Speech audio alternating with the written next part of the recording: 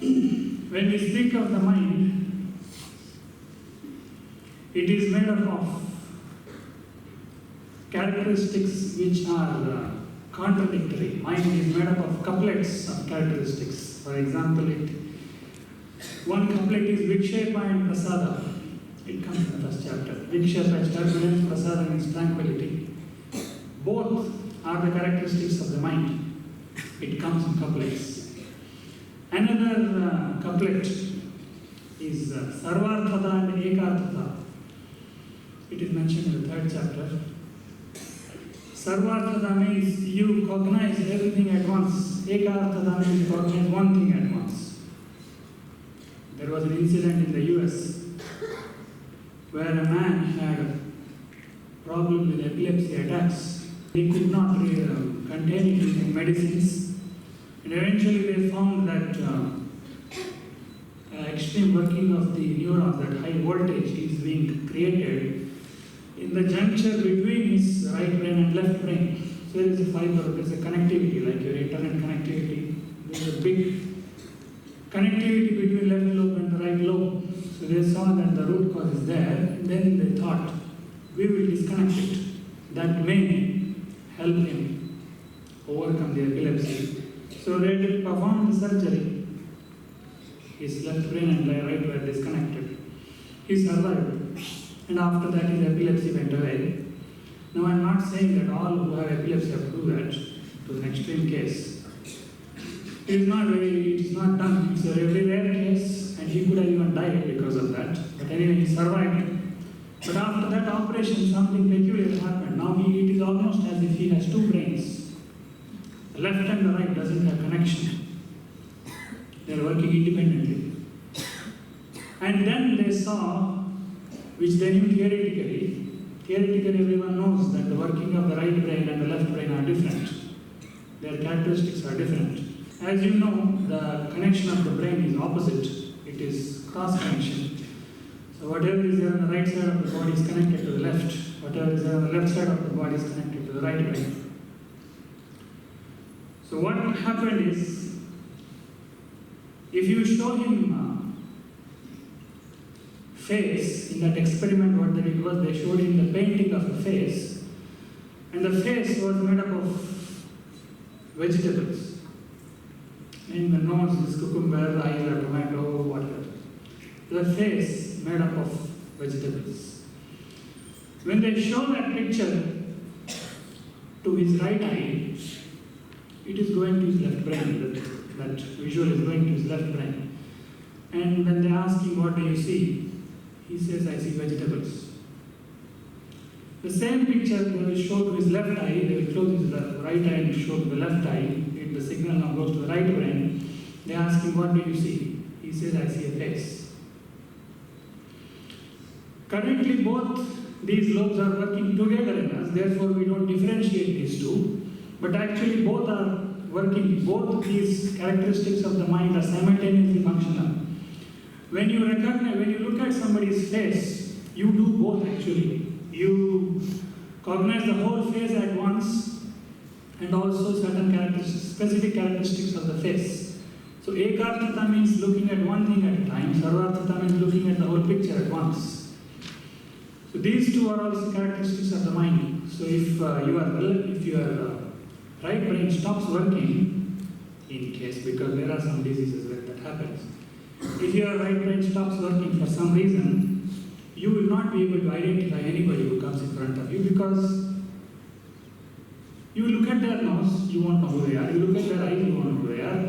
You will see part by part and you will never see the whole picture if you work only from the left brain, because the work of the left brain is penetration, focusing. And the work of the right brain is defocusing, looking at the whole picture at once.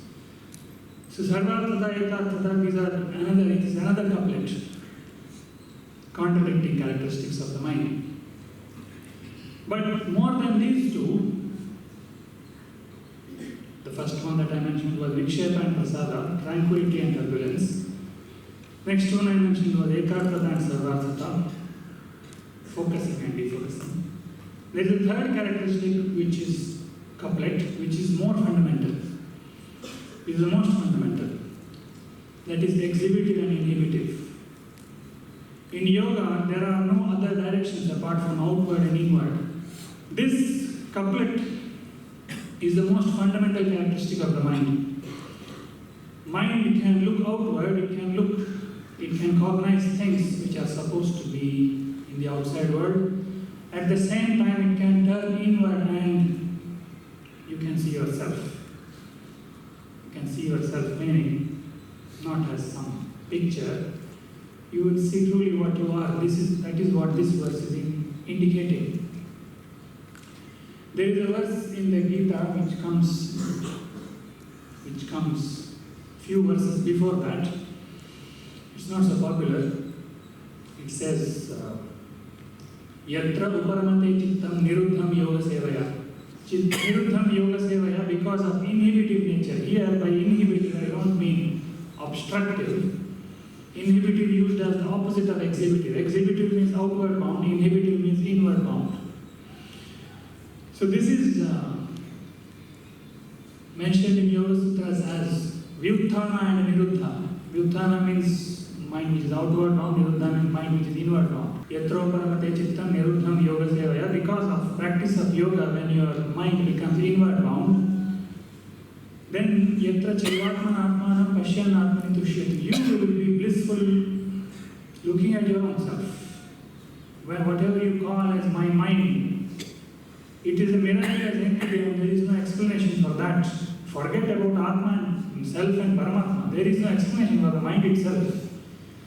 A sound which you alone can hear, a visual which you alone can see. And if somebody opens up your brain, if there is no sound, there is no visual. Where is it then?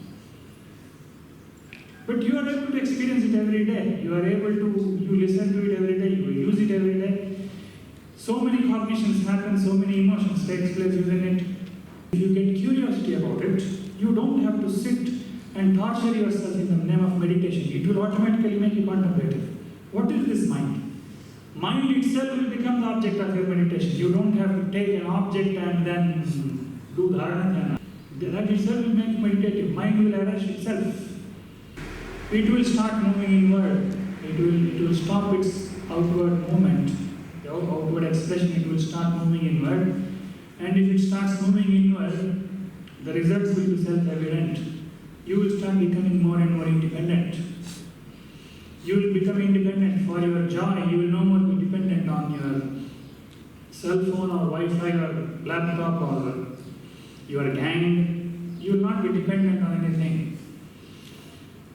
There will be independence. By independence, I don't mean that you will give up the world, but you will be independent of the world. Nothing will stick to you because you will have self-charging mechanism. You know, when you go away for a trip or a tour or whatever, you always run around searching for plug points for your cell phone. Charge nahi hai. Like that only we are running around to charge ourselves around the world. Charge nahi hai, idhar jana hai. Charge nahi hai, udhar jana hai. We are currently charging ourselves from the external world. When this happens, you will see that there is a huge plug point within which will give you incessant charge, which will not diminish at all.